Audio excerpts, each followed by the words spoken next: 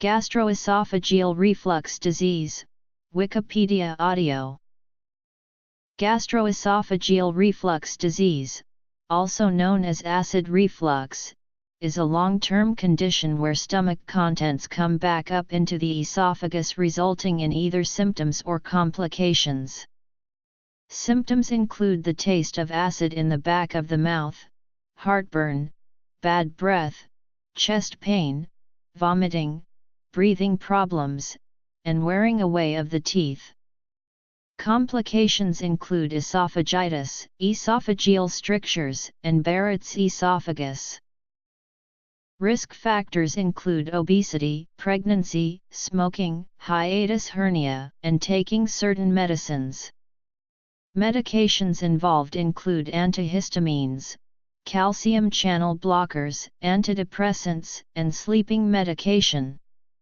It is due to poor closure of the lower esophageal sphincter. Diagnosis among those who do not improve with simpler measures may involve gastroscopy, upper GI series, esophageal pH monitoring, or esophageal manometry. Treatment is typically via lifestyle changes, medications, and sometimes surgery.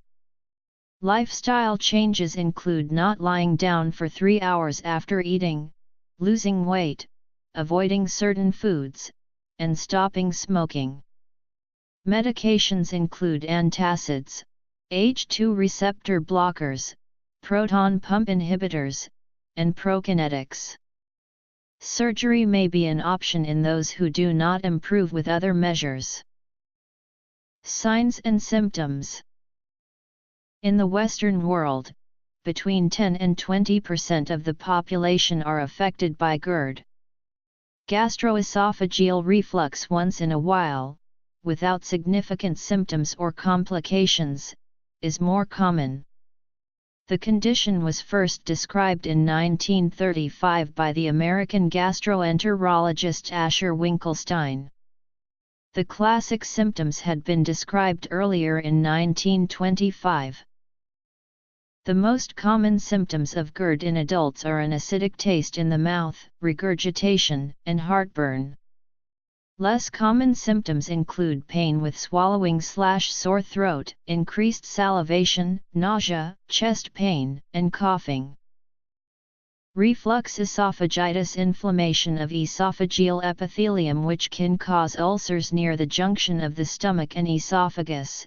Esophageal strictures, the persistent narrowing of the esophagus caused by reflux-induced inflammation. Barrett's esophagus, intestinal metaplasia of the distal esophagus. Esophageal adenocarcinoma, a form of cancer. GERD sometimes causes injury of the esophagus. These injuries may include one or more of the following.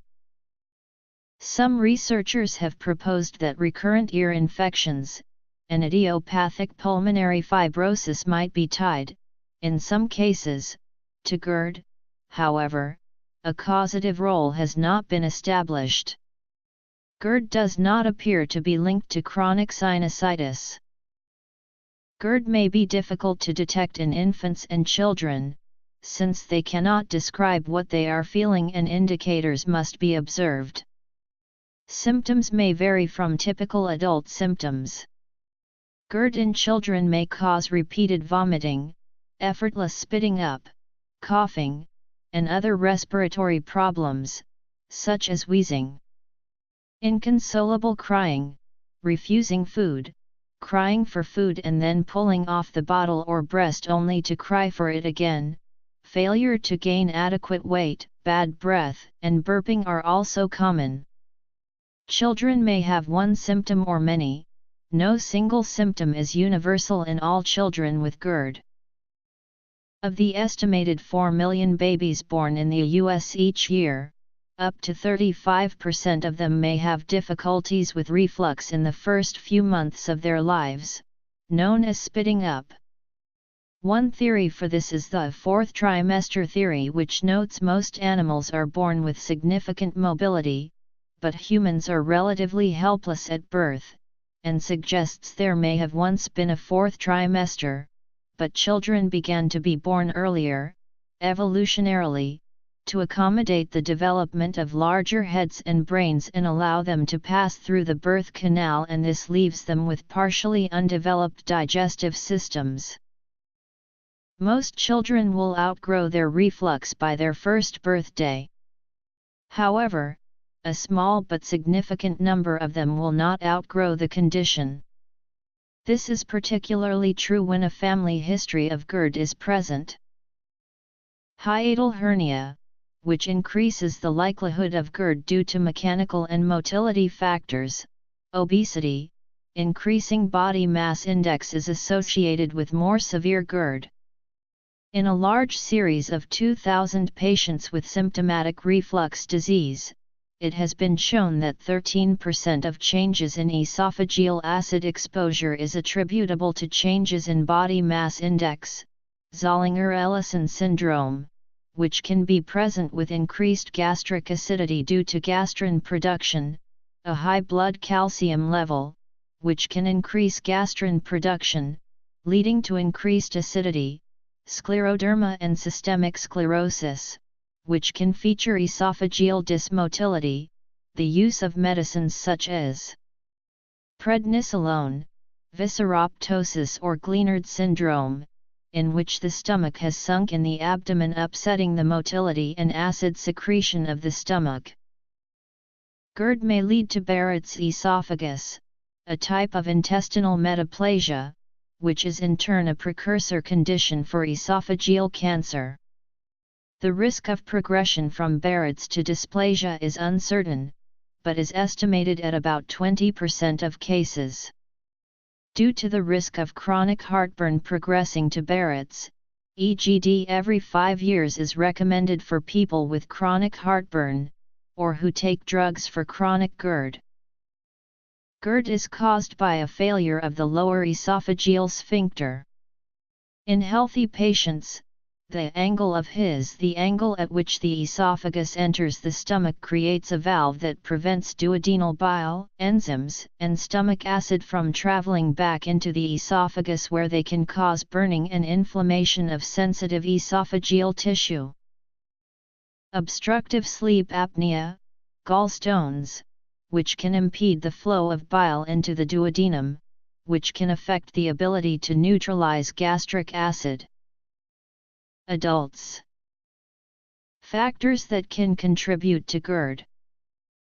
GERD has been linked to a variety of respiratory and laryngeal complaints such as laryngitis, chronic cough, pulmonary fibrosis, earache, and asthma, even when not clinically apparent. These atypical manifestations of GERD are commonly referred to as laryngopharyngeal reflux or as extraesophageal reflux disease. Factors that have been linked with GERD, but not conclusively. In 1999, a review of existing studies found that, on average, 40% of GERD patients also had H. pylori infection. The eradication of H. pylori can lead to an increase in acid secretion, leading to the question of whether H. pylori infected GERD patients are any different than non-infected GERD patients. A double-blind study, reported in 2004, found no clinically significant difference between these two types of patients with regard to the subjective or objective measures of disease severity. The diagnosis of GERD is usually made when typical symptoms are present. Reflux can be present in people without symptoms, and the diagnosis requires both symptoms or complications and reflux of stomach content.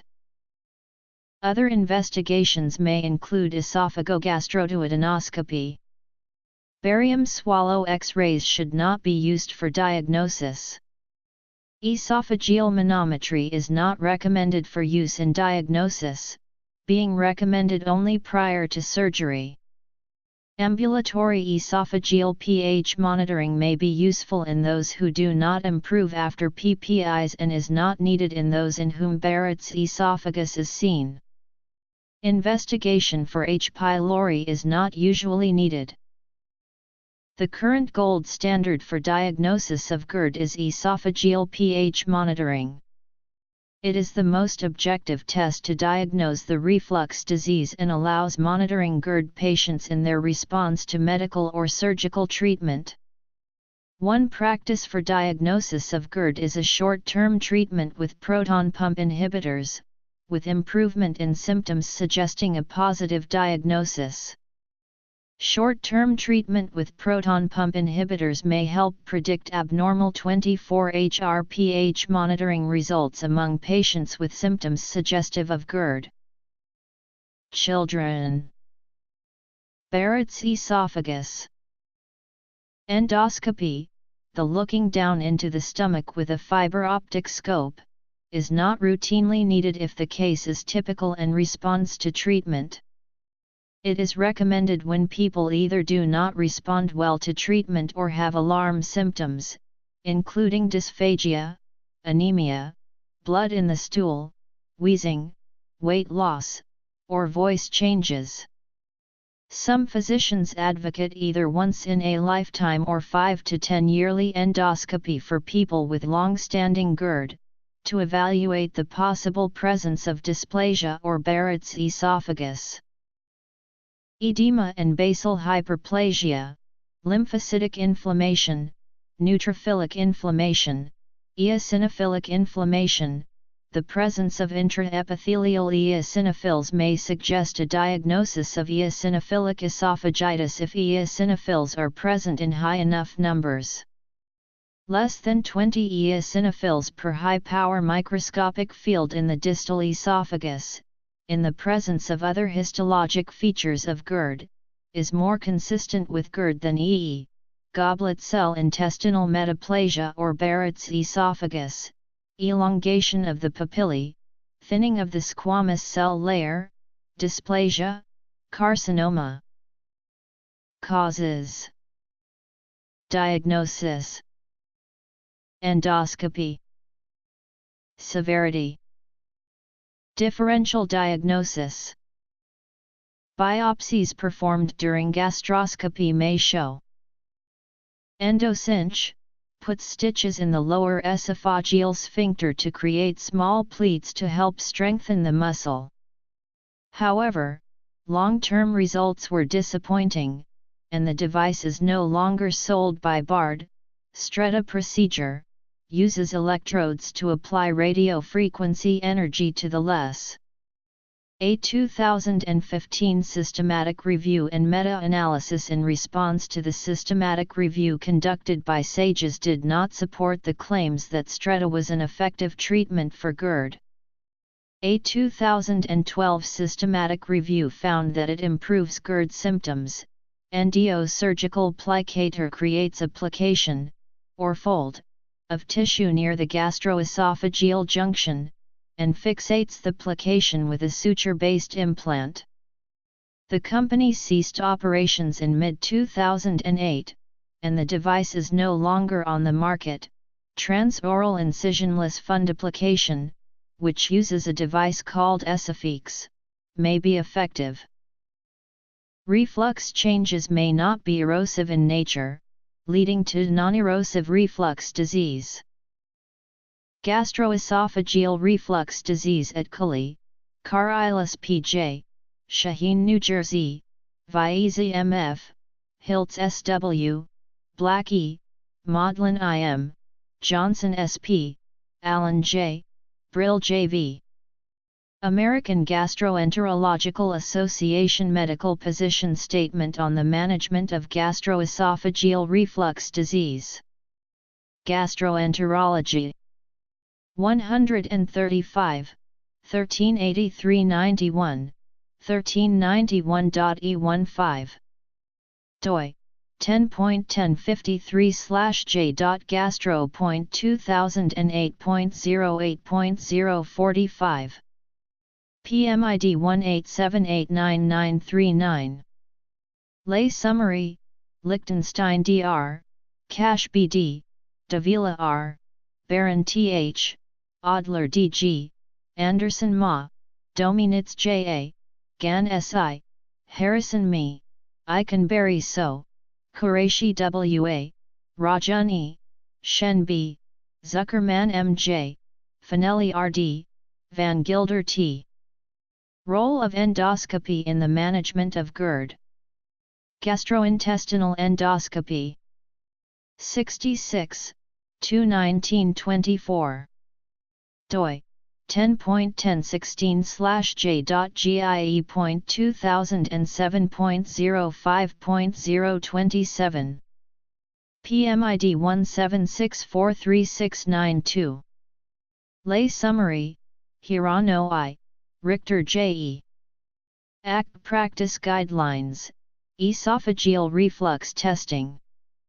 AMJ Gastroenterol. 102, 66885. doi 10.1111/j.1572-0241.2006.00936.x. PMID 173354550. Severity may be documented with the Johnson-D Meesters scoring system: 0, none 1, minimal, occasional episodes 2, moderate, medical therapy visits 3, severe, interfere with daily activities. Treatment. Other causes of chest pain such as heart disease should be ruled out before making the diagnosis. Another kind of acid reflux, which causes respiratory and laryngeal signs and symptoms, is called laryngopharyngeal reflux or extraesophageal reflux disease. Unlike GERD, LPR rarely produces heartburn, and is sometimes called silent reflux. The treatments for GERD include lifestyle modifications, medications, and possibly surgery. Initial treatment is frequently with a proton pump inhibitor such as omeprazole. Certain foods and lifestyle are considered to promote gastroesophageal reflux, but most dietary interventions have little supporting evidence. Avoidance of specific foods and of eating before lying down should be recommended only to those in which they are associated with the symptoms. Foods that have been implicated include coffee, alcohol, chocolate, fatty foods, acidic foods, and spicy foods. Weight loss and elevating the head of the bed are generally useful. A wedge pillow that elevates the head may inhibit gastroesophageal reflux during sleep. Stopping smoking and not drinking alcohol do not appear to result in significant improvement in symptoms. Although moderate exercise may improve symptoms in people with GERD, vigorous exercise may worsen them.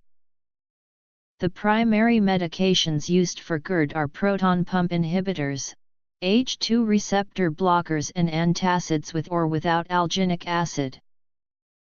Proton pump inhibitors, such as omeprazole, are the most effective, followed by H2 receptor blockers, such as ranitidine.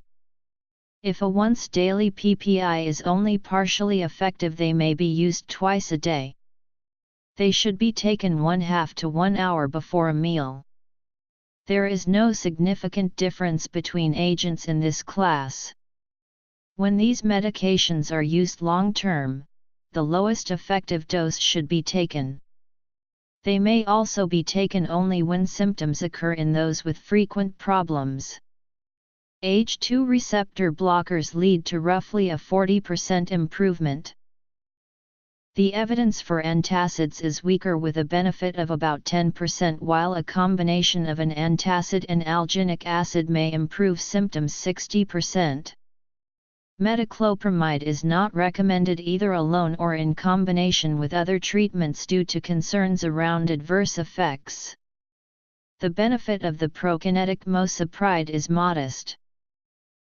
Sucralfate has a similar effectiveness to H2 receptor blockers.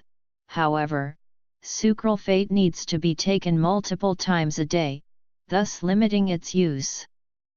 Baclofen, an agonist of the GABA B receptor, while effective, has similar issues of needing frequent dosing in addition to greater adverse effects compared to other medications. Lifestyle. The standard surgical treatment for severe GERD is the Nissen fundoplication. In this procedure, the upper part of the stomach is wrapped around the lower esophageal sphincter to strengthen the sphincter and prevent acid reflux and to repair a hiatal hernia. It is recommended only for those who do not improve with PPIs. Quality of life is improved in the short term compared to medical therapy, but there is uncertainty in the benefits over surgery versus long-term medical management with proton pump inhibitors. When comparing different fundoplication techniques, partial posterior fundoplication surgery is more effective than partial anterior fundoplication surgery, and partial fundoplication has better outcomes than total fundoplication. In 2012, the FDA approved a device called the Lynx, which consists of a series of metal beads with magnetic cores that are placed surgically around the lower esophageal sphincter, for those with severe symptoms that do not respond to other treatments. Improvement of GERD symptoms is similar to those of the Nissen fundoplication, although there is no data regarding long-term effects. Compared to Nissen fundoplication procedures, the procedure has shown a reduction in complications such as gas bloat syndrome that commonly occur. Adverse responses include difficulty swallowing, chest pain, vomiting, and nausea. Contraindications that would advise against use of the device are patients who are or may be allergic to titanium, stainless steel, nickel, or ferrous iron materials. A warning advises that the device should not be used by patients who could be exposed to, or undergo, magnetic resonance imaging because of serious injury to the patient and damage to the device. Medications. In those with symptoms that do not improve with PPIs, surgery known as transoral incisionless fundoplication may help. Benefits may last for up to 6 years. In pregnancy, dietary modifications and lifestyle changes may be attempted, but often have little effect. Calcium-based antacids are recommended if these changes are not effective. Aluminum and magnesium-based antacids are also safe, as is ranitidine and PPIs. Surgery. Pregnancy. Infants. Infants may see relief with changes in feeding techniques, such as smaller, more frequent feedings, changes in position during feedings, or more frequent burping during feedings. They may also be treated with medicines such as ranitidine or proton pump inhibitors. Proton pump inhibitors, however, have not been found to be effective in this population, and there is a lack of evidence for safety. The use of acid suppression therapy is a common response to GERD symptoms, and many patients get more of this kind of treatment than their individual case merits. The overuse of this treatment is a problem because of the side effects and costs which the patient will have from undergoing unnecessary therapy, and patients should not take more treatment than they need. In some cases, a person with GERD symptoms can manage them by taking over-the-counter drugs and making lifestyle changes. This is often safer and less expensive than taking prescription drugs. Some guidelines recommend trying to treat symptoms with an H2 antagonist before using a proton pump inhibitor because of cost and safety concerns. In Western populations, GERD affects approximately 10% to 20% of the population, and 0.4% newly develop the condition. For instance, an estimated 3.4 million to 6.8 million Canadians are GERD sufferers. The prevalence rate of GERD in developed nations is also tightly linked with age, with adults aged 60 to 70 being the most commonly affected. In the United States, 20% of people have symptoms in a given week and 7% every day. No data supports sex predominance with regard to GERD. An obsolete treatment is vagotomy, the surgical removal of vagus nerve branches that innervate the stomach lining. This treatment has been largely replaced by medication. Vagotomy by itself tended to worsen contraction of the pyloric sphincter of the stomach, and delayed stomach emptying. Historically, vagotomy was combined with pyloroplasty or gastroenterostomy to counter this problem. A number of endoscopic devices have been tested to treat chronic heartburn. Overtreatment. Epidemiology. History. Research.